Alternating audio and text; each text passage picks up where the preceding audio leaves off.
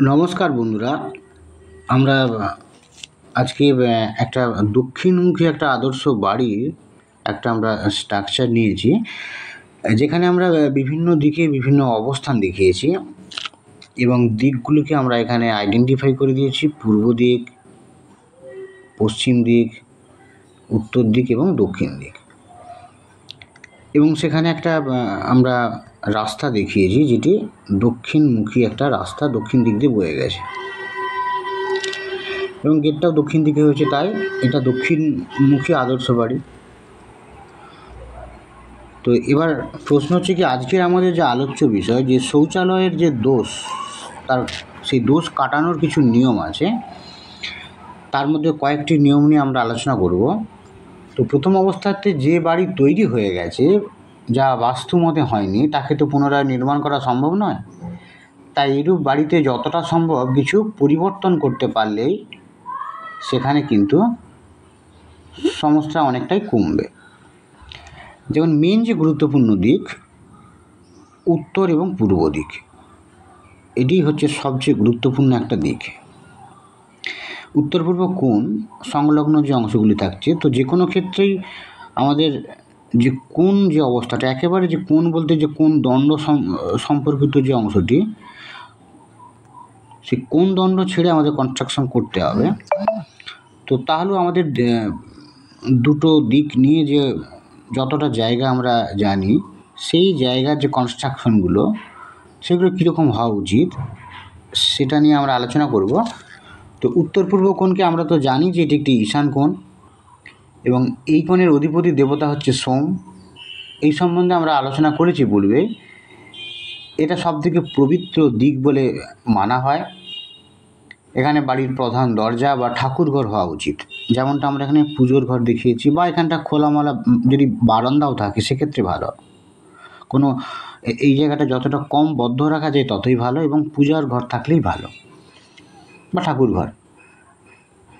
নির্মাণকৃত বাড়ি যদি তা না হয়, তাহলে আমাদের বিভিন্ন সমস্যার মুখে পড়তে হয়।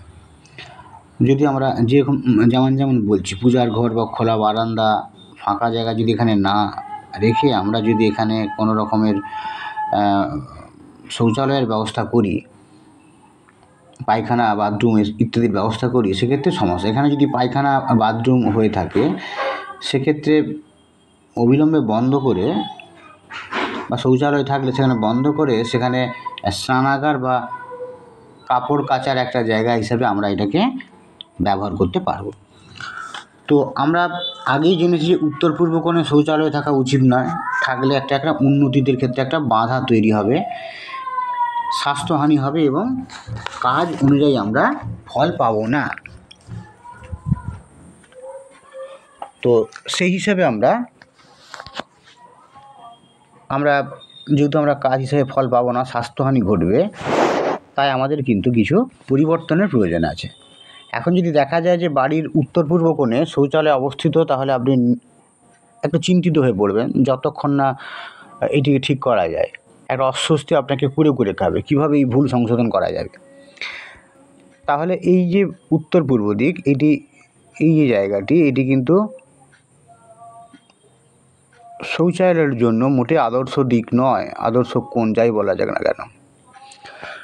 তাহলে এখানে আমাদের পুজোর ঘরের ব্যবস্থা করা যেতে পারে। এখানে যদি কোনো কারণে কারো দেখা যায় শৌচালয় স্থাপন হয়ে গেছে অলরেডি, তারপরে তার এই বোধ বা তার বিভিন্ন তথ্য বা বিভিন্ন পুঁথি বা বিভিন্ন গ্রন্থ পড়ার পর তার এই ধরনের একটা সিদ্ধান্তে তার মাথায় ঢুকেছে আর কি, যে এই দিকে তো এইটা করা উচিত নয়, তো অত হয়ে আছে ধরুন আপনার অলরেডি। তো তখন আপনি কি করবেন? সেটিকে তো আবার নতুন করে ভাঙচুর করে কনস্ট্রাকশন করা সম্ভব নয়।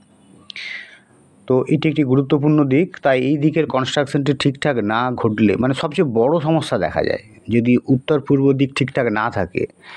উত্তর পূর্ব কোণ, যেটা দিক বলতে এখানে কোণের কথা বলা হচ্ছে, উত্তর পূর্ব যে কোণ সংলগ্ন যে অংশগুলি, সেগুলি খুবই গুরুত্বপূর্ণ।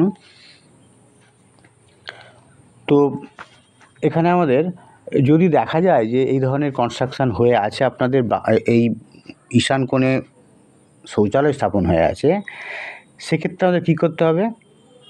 শৌচালয়ের যে উত্তর পূর্ব দিকে যে দেয়াল, সেখানে আমাদের একটা আয়না রাখার ব্যবস্থা করতে হবে।